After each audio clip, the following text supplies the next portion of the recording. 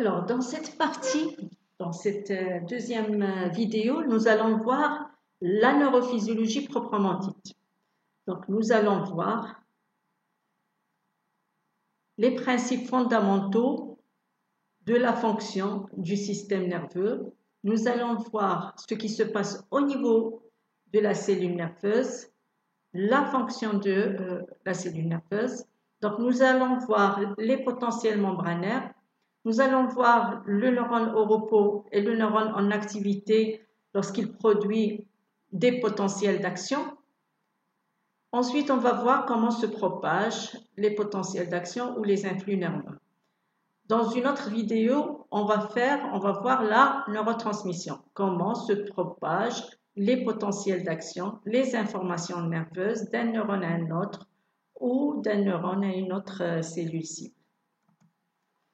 Alors, la neurophysiologie est l'étude du fonctionnement du système nerveux. Le système nerveux est un système de communication rapide. Donc, la fonction du système nerveux est de communiquer rapidement. Comment il va communiquer? Eh bien, à travers des informations. L'information en provenance des récepteurs sensoriels périphériques, donc à travers des messages sensitifs, afférents, comme je l'ai dit dans la première partie, renseigne l'individu sur l'environnement. Ces informations sont ensuite analysées par le cerveau, par le système nerveux central, pour donner naissance aux perceptions. Donc ces perceptions, certaines d'entre elles pouvant être stockées en mémoire, des informations qui vont être stockées dans la mémoire, ou ils vont initier une action comportementale comme un mouvement volontaire. Je vais aller attraper une balle. Quels sont les principes fondamentaux? Le système nerveux est en mesure de commander la contraction coordonnée de muscles des effecteurs et d'une manière plus générale de contrôler nos comportements. Or, la transmission des signaux nerveux le long d'un réseau d'un récepteur à un effecteur est à la base de l'activité fonctionnelle du système nerveux. Elle repose sur les propriétés d'excitabilité, de conduction et de transmission du signal électrique ou potentiel d'action généré par chaque cellule nerveuse ou neurone. Ce neurone, c'est l'unité structurale et fonctionnelle du système nerveux, comme nous l'avons bien vu. Chaque neurone est doté de propriétés spécifiques lui permettant d'assurer sa fonction. Sa fonction par donc ses propriétés qui sont l'excitabilité. Le neurone, il est excitable. Stimulé par un stimulus physique ou chimique d'intensité convenable, il répond en développant un signal bioélectrique appelé le potentiel d'action.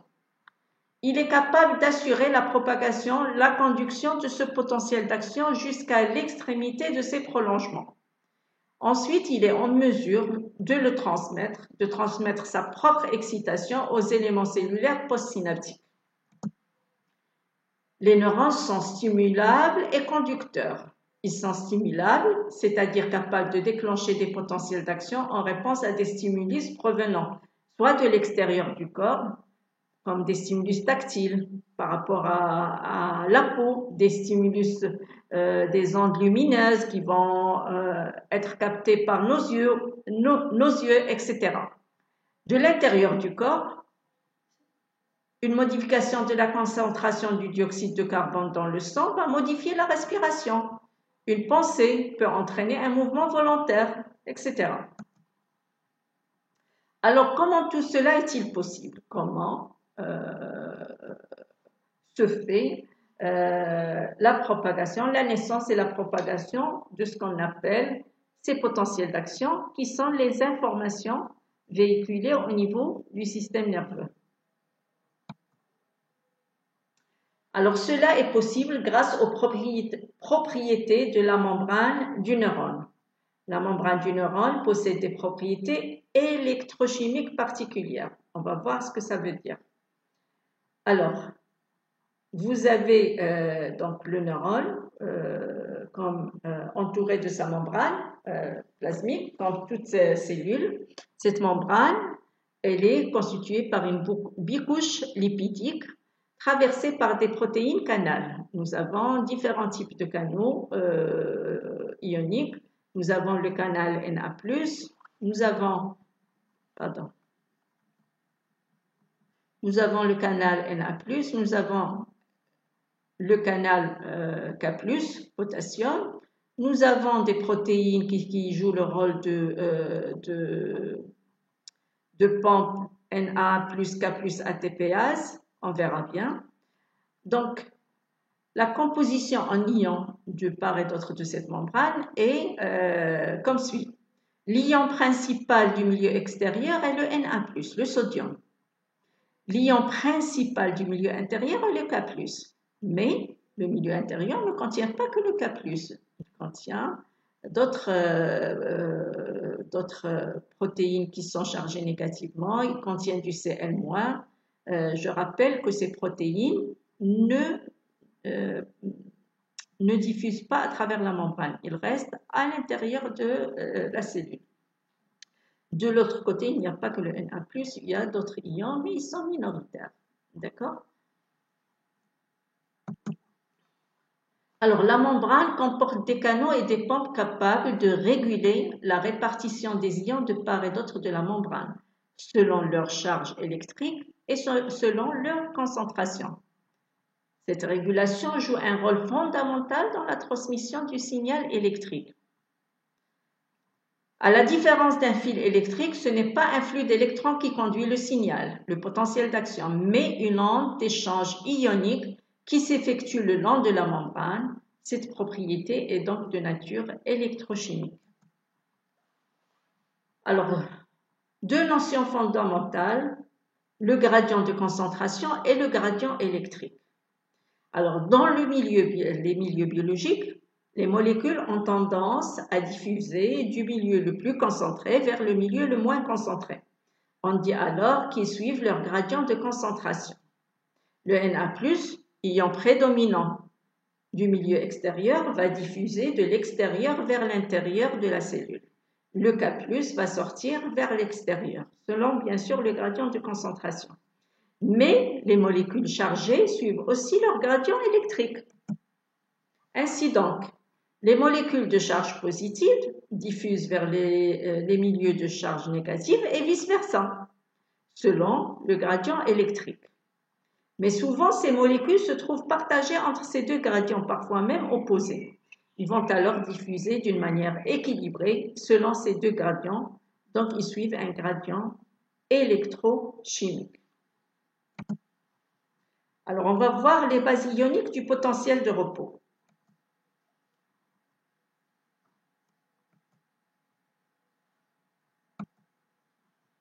Alors, le potentiel de repos, qu'est-ce que c'est? La diffusion des ions se fait selon les canaux spécifiques qui permettent une diffusion passive. On a bien énoncé qu'il existe des canaux K+, et des canaux Na+. Au repos, le canal K+, est nettement plus perméable que le canal Na+. Et sur la membrane, on trouve aussi une pompe Na+, K+, ATPase qui mobilise activement et à chaque consommation d'une molécule d'ATP, 3 ions Na+, contre 2 ions K+.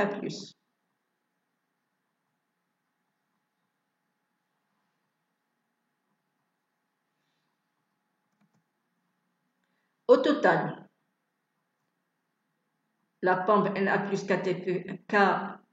ATPase remplissent la cellule en K+, et la vide de Na+. Et à chaque intervention, elle mobilise un bilan d'une charge positive vers l'extérieur de la cellule. K+ suit son gradient de concentration et le K+ sort de la cellule en apportant de plus en plus de charges positives avec elle. Le résultat, le versant intracellulaire se retrouve négatif, ce qui limite la diffusion de K+ vers l'extérieur. Donc voilà.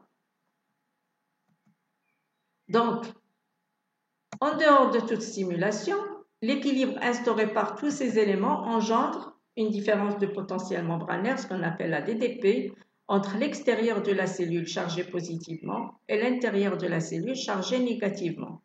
On appelle cette DDP potentiel de repos. Il est en général de moins 70 millivolts.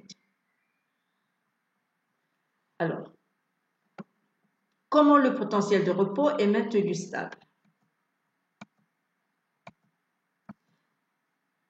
Il est maintenu stable grâce à la pompe sodium-potassium ATPasique en grande partie. Parce que, comme je l'ai déjà annoncé, cette pompe, elle restaure un petit peu les compositions ioniques initiales. Donc, malgré les diffusions passives des ions selon leur gradient de concentration et selon leur gradient électrique, cette pompe va rétablir, elle va remettre les ions à leur place initiale. Mais, qu'est-ce qui se passe quand le neurone est stimulé? Alors là, la perméabilité de la membrane cellulaire à ces ions se modifie, d'où ce qu'on appelle la dépolarisation. Donc, au repos, la membrane est polarisée. Et quand je dis polarisée, c'est-à-dire à l'intérieur, elle est chargée négativement et à l'extérieur, elle est chargée positivement. Quand elle est stimulée, donc, on va assister à un phénomène de dépolarisation, une inversion de la polarité. Donc, l'intérieur, il va devenir positif et l'extérieur va devenir négatif momentanément. Alors, comment cela se fait-il?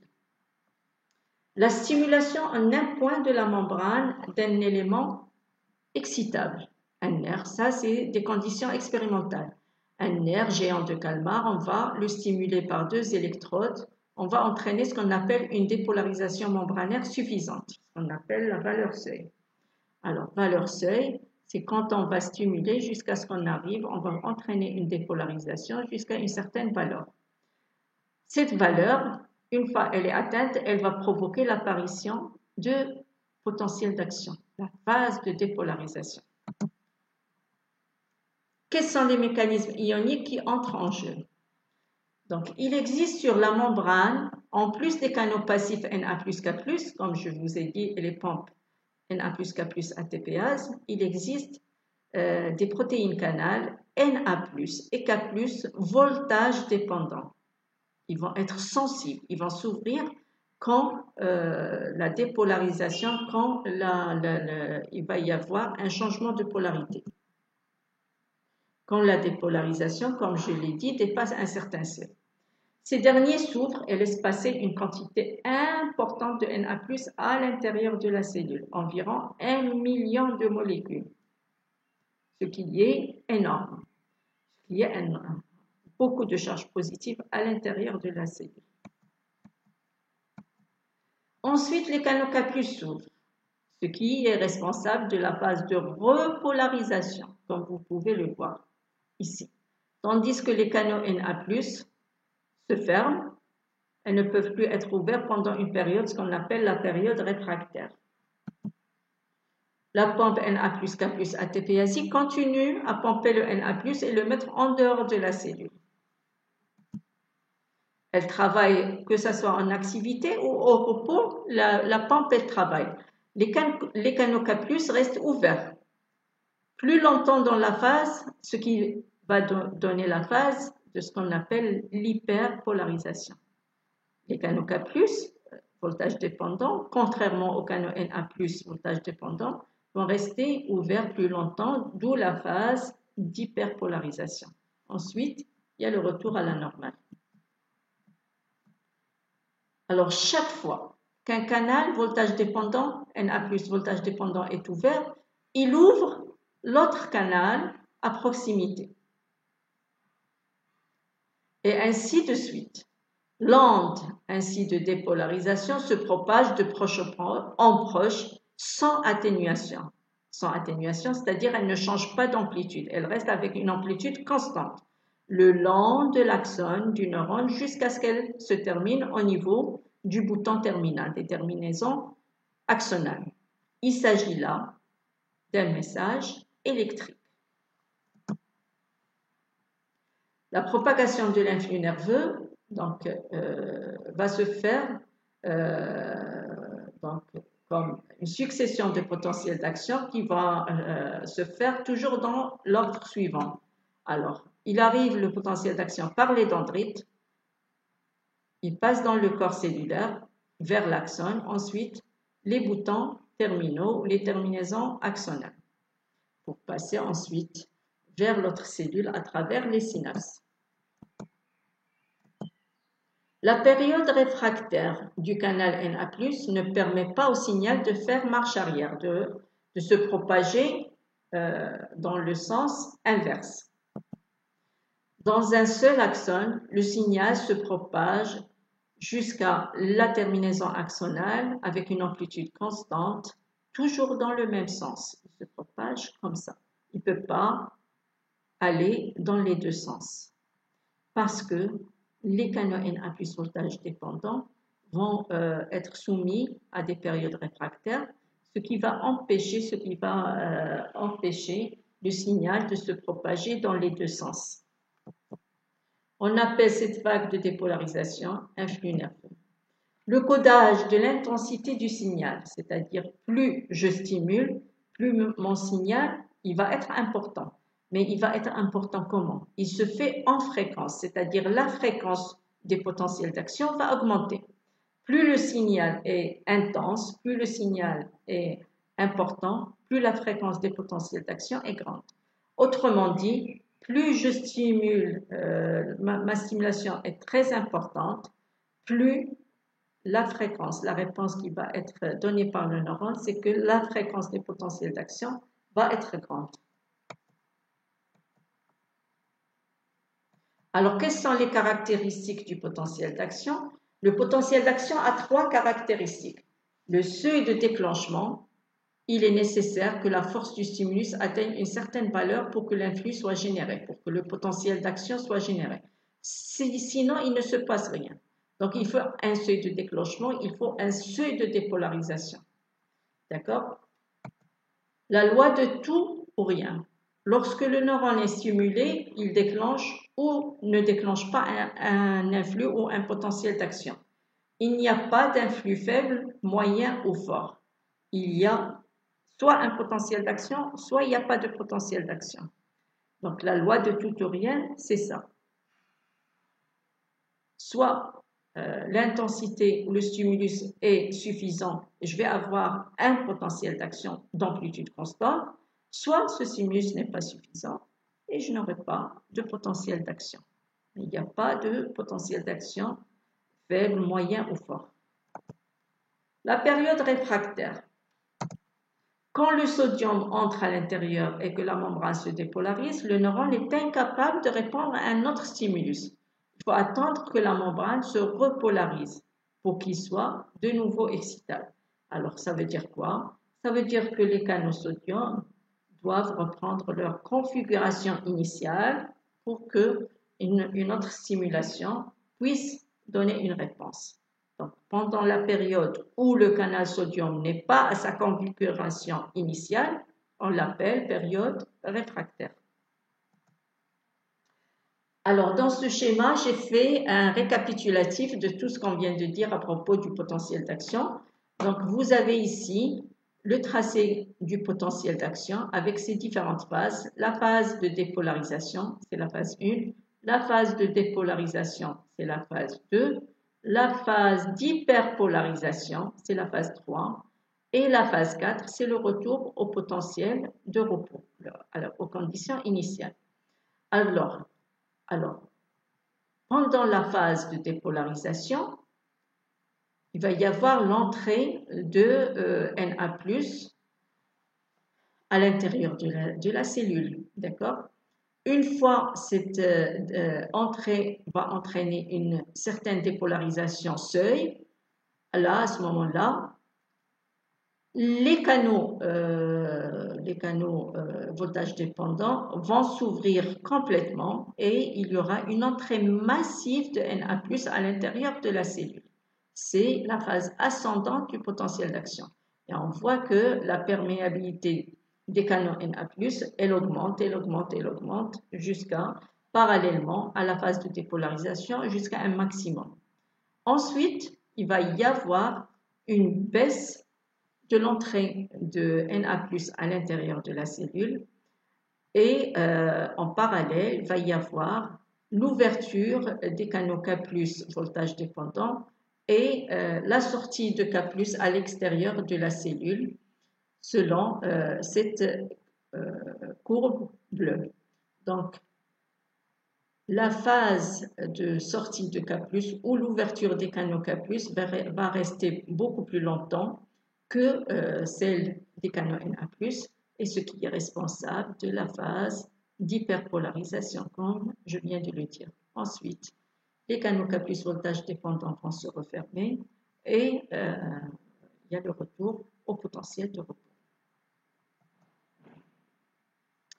Alors, le neurone, quand il est en activité, donc nous avons vu comment naît et se propagent les potentiels d'action dans les conditions expérimentales, c'est-à-dire on va stimuler expérimentalement un axone géant, par exemple de calmar.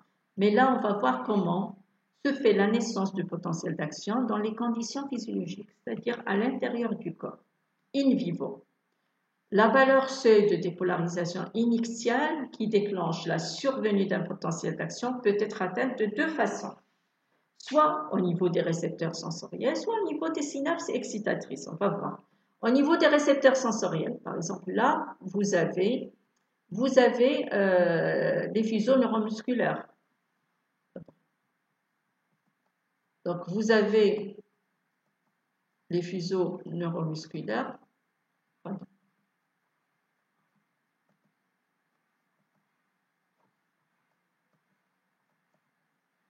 Pardon. Vous avez ici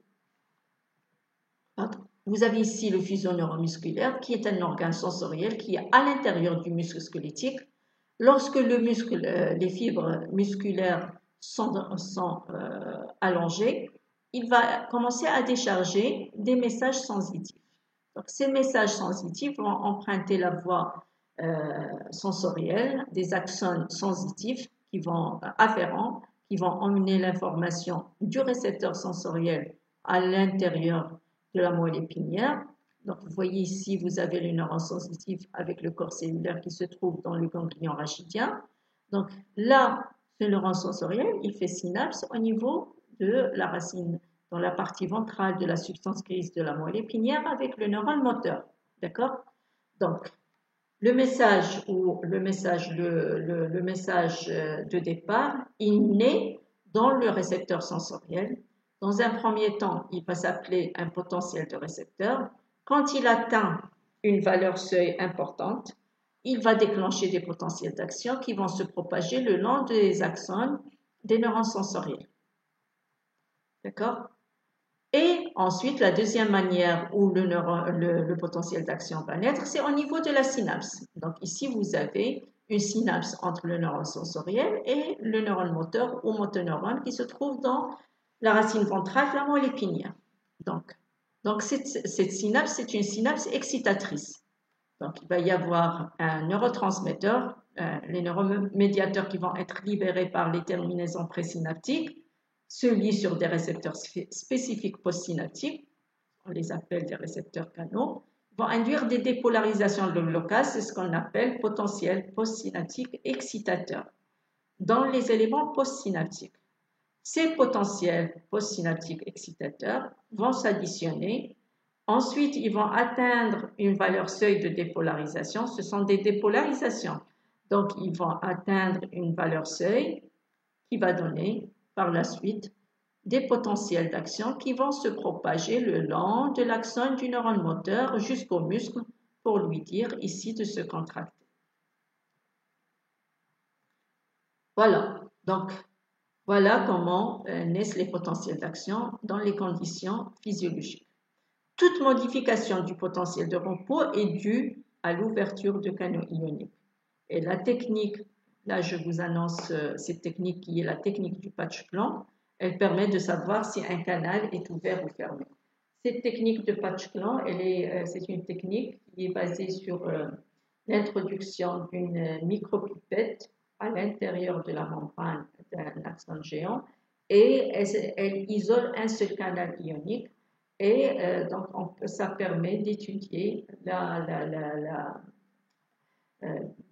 d'étudier ce qui se passe au niveau d'un seul canal ionique.